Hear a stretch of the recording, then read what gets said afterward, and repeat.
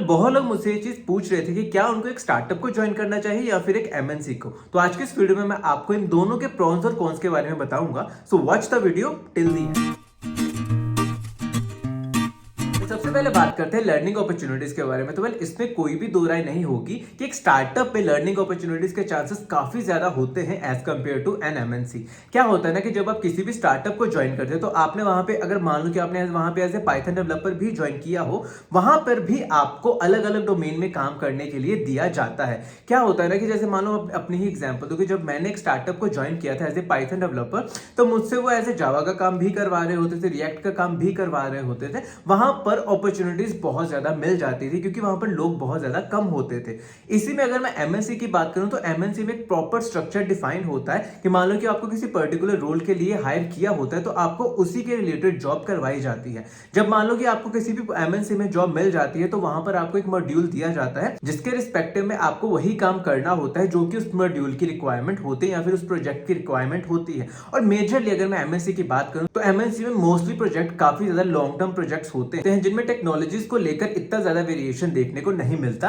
तो इसीलिए एमएनसी में एज कंपेयर टू स्टार्टअप काफी ज्यादा कम अपॉर्चुनिटीज, लर्निंग अपॉर्चुनिटीज मिलती है। Next point is positions and promotion. तो अगर मैं किसी भी एमएनसी की बात करूं तो वहां पर आपका प्रॉपर रोड मैप डिफाइन किया होता है कि आप हायर पोजीशन पर किस तरह से जा सकते हैं, कौन कौन सी पोजीशंस होती हैं उस पर्टिकुलर पोजीशन को एक्वायर करने के लिए। तो उसका सारा का सारा स्ट्रक्चर ऑलरेडी एमएनसी में डिफाइन किया होता है। उसके लिए आपको कितने साल चाहिए या फिर कितना एक्सपीरियंस चाहिए होता है, वो सब चीजें भी डिफाइन करी होती हैं जो कि एक स्टार्टअप में देखने को नहीं मिलती। स्टार्टअप में मैंने बहुत सारे लोगों को भी ऐसा देखा कि 1 या 2 साल के बाद एक टेक लीड या फिर एक टीम लीड की पोजीशन पर पहुंच जाते हैं, जो कि एक बड़ी एमएनसी में पॉसिबल नहीं होती क्योंकि उनका एक प्रॉपर क्राइटेरिया होता है कि उसके लिए आपको एक पर्टिकुलर ईयर ऑफ एक्सपीरियंस होने चाहिए या फिर इतना आपको प्रॉपर नॉलेज होना चाहिए या फिर इतनी आपकी सैलरी होनी चाहिए। वो सब चीजें वहां पर उनकी डिसाइडेड होती हैं, लेकिन ये चीजें स्टार्टअप में देखने को नहीं मिलती। तो इसलिए अगर मैं पोजीशन या फिर प्रमोशन की भी बात करूं तो वो चीजें आप स्टार्टअप में रैपिडली ले सकते हो जो कि एमएनसी में थोड़ी डिफिकल्ट रहती हैं।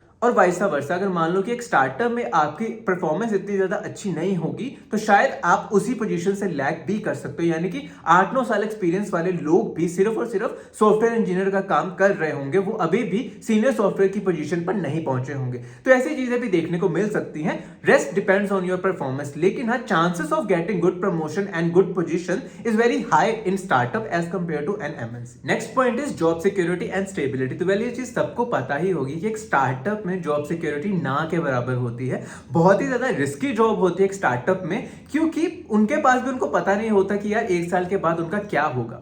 तो अगर तो आपका स्टार्टअप बहुत अच्छा चल गया या फिर उन्होंने बहुत ज्यादा प्रॉफिट किया तो आपको बहुत ही ज्यादा फायदा होगा इन फ्यूचर, लेकिन अगर उसको किसी भी तरह का लॉस हो गया तो आपकी जॉब बहुत ही ज्यादा तगड़ी रिस्क पे होती है। तो एक स्टार्टअप में जो भी लोग काम कर रहे होते हैं तो उनके लिए मेन प्रायोरिटी यही होता है कि उनका स्टार्टअप प्रॉफिटेबल जोन में ही हो, तो उसके लिए उनको ज्यादा से ज्यादा काम करना पड़ता है, जो कि एमएनसी में देखने को नहीं मिलता। एमएनसी का एक प्रॉपर स्ट्रक्चर डिफाइन होता है जिसमें जॉब सिक्योरिटी काफी ज्यादा देखने को मिलती है। जैसे कि अगर मैं लाइव एग्जांपल भी दूं तो बहुत ज्यादा लोग जो कि काफी ज्यादा एज पे आ जाते हैं या फिर मैरिज के बाद या फिर मैं कहूं कि 8-10 साल एक्सपीरियंस के बाद, यूजुअली वो लोग प्रेफर करते हैं कि वो एक एमएनसी में ही जाएं क्योंकि वहां पर जॉब सिक्योरिटी काफी ज्यादा होती है as compared to a startup. वहां पर आपके जॉब जाने के चांसेस काफी ज्यादा कम होते हैं as compared to a startup. तो इसीलिए जो लोग जॉब सिक्योरिटी या फिर स्टेबिलिटी चाहते होते हैं उनके लिए ज्यादा से ज्यादा प्रेफरेबल एमएनसी ही रहती है as compared to a startup. लेकिन अगर मैं कुछ सालों की बात करूं, मान लो कि पिछले 3-4 सालों की बात करूं, कोविड के बाद वाला टाइम, तो ये चीजें भी देखने को मिली हैं कि जो कंपनी बहुत ही ज्यादा स्टेबल थी या फिर जिनमें तो लोग इसलिए ज्वाइन करते थे कि यार यहां पर तो हमारा जॉब सिक्योरिटी प्रॉपर्ली बना ही हुआ है, यहां से तो हमें कोई भी नहीं निकाल सकता, वैसी वैसी कंपनी से भी लोगों को निकाला गया है। तो मुझे पर्सनली ये चीज लगती है कि प्राइवेट जॉब में जॉब सिक्योरिटी होना इज अ मिथ, कि किसी की भी जॉब सिक्योरिटी कभी भी नहीं होती अगर आप एक प्राइवेट सेक्टर में हो। जब तक कंपनी प्रॉफिटेबल जोन में है या फिर जब तक कंपनी आपसे खुश है, आपकी जॉब वहां पर रहेगी। लेकिन जब कंपनी में कोई भी बुरा समय आ जाता है तो वो कब किस एम्प्लॉय को बाहर निकाल दे किसी को पता नहीं होता। तो आई वुड सजेस्ट यू कि यार जॉब सिक्योरिटी के पीछे इतना ज्यादा ना भागे, उससे ज्यादा आप इस चीज पे फोकस किया कीजिए कि आपके स्किल सेट किस कंपनी में ज्यादा से ज्यादा इंप्रूव हो सकते हैं या फिर कौन सी कंपनी आपको ज्यादा से ज्यादा पैसा दे सकती है ताकि इन फ्यूचर आपके वो सब चीजें काम आ सके। Next point is work life balance. तो जैसा मैंने आपको पहले ही बोला कि अगर आप एक स्टार्टअप को ज्वाइन कर रहे हो तो आपको बहुत ही ज्यादा काम करने की जरूरत होती है, जिसमें आपका वर्क लाइफ बैलेंस टोटली खराब हो सकता है। मैं सब स्टार्टअप्स की बात नहीं कर रहा, लेकिन मेजरली जितने भी स्टार्टअप्स के बारे में मैं जानता हूं या फिर जहां पर भी मैंने चीजें सुनी है, वहां पर मोस्टली उनका कल्चर इतना ज्यादा अच्छा नहीं होता as compared to an MNC. MNC में सब चीजें डिफाइंड होती है कि आपको 9 घंटे की शिफ्ट करनी है, अगर आप उससे ऊपर कोई भी शिफ्ट कर रहे हो तो आपको उसके एक्स्ट्रा अलाउंस में दिए जाते हैं। ये सब पॉलिसीज वहां पर लिखी होती है। लेकिन स्टार्टअप के केस में ऐसा कुछ भी नहीं होता। अगर आपने किसी भी कंपनी को ज्वाइन कर लिया है इन स्टार्टअप, तो उन पर डिपेंड करता है कि वो आपसे कितना से कितना ज्यादा काम करवा सकते हैं। मैंने ऐसे ऐसे लोग भी देखे जो डेली बेसिस पे 12 से 14 घंटे काम कर रहे होते हैं एक स्टार्टअप में। हाँ, अगर मैं लर्निंग अपॉर्चुनिटीज की बात करूं तो काफी ज्यादा चीजें देखने को मिलती हैं एक स्टार्टअप में, लेकिन अगर मैं वर्क लाइफ बैलेंस की बात करूं तो बहुत ही ज्यादा हेक्टिक हो जाता है एक स्टार्टअप में as compared to an MNC. वहीं पे अगर मैं एक एमएनसी की बात करूं तो मेजरली 90% प्रोजेक्ट्स ऐसे होते हैं जहां पर आपको इतना ज्यादा स्ट्रगल नहीं करना पड़ता, आपका work life balance properly maintain रहता है, तो आपको इतनी ज्यादा दिक्कत नहीं आती। लेकिन मैं अगर उसी चीज को एक स्टार्टअप से कंपेयर करूं तो भाई आपको ऐसा लगता है कि यार आप एक एमएनसी में जब मूव करते हो स्टार्टअप के बाद, तो आपको ऐसा लगता है यार मैं कितना फ्री हो चुका हूं, यहां पर कितना ज्यादा अवेलेबल टाइम मेरे पास पड़ा है। वो इसीलिए क्योंकि इतना ज्यादा वर्कलोड या फिर इतना ज्यादा प्रेशर एक एमएनसी में देखने को नहीं मिलता